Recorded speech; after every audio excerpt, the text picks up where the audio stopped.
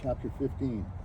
After these things the word of the Lord came unto Abram in a vision, saying, Fear not, Abram, I am thy shield and thy exceeding great reward. And Abram said, Lord God, what wilt thou give me, seeing I go childless, and the steward of my house is this Eliezer of Damascus?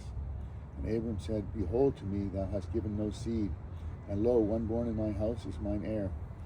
And behold, the word of the Lord came unto him, saying, This shall not be thine heir, but he that shall come forth out of thine own bowels shall be thine heir. And he brought him forth abroad, and said, Look now toward heaven, and tell the stars, if thou be able to number them.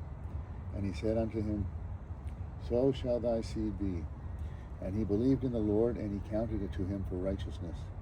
And he said unto him, I am the Lord that brought thee out of Ur of the Chaldees, to give thee this land to inherit it. And he said, Lord God, whereby shall I know that I shall inherit it?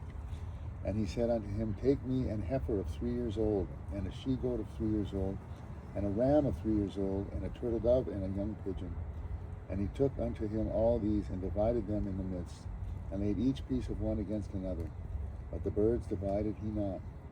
And when the fowls came down upon the carcasses, Abram drove them away.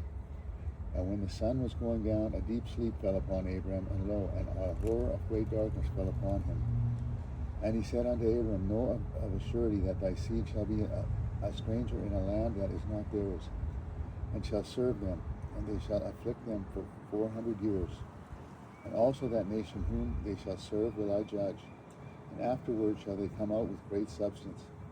And thou shalt go to thy fathers in peace, thou shalt be buried in a good old age. But in the 4th generation they shall come hither again, for the iniquity of the Amorites is not yet full.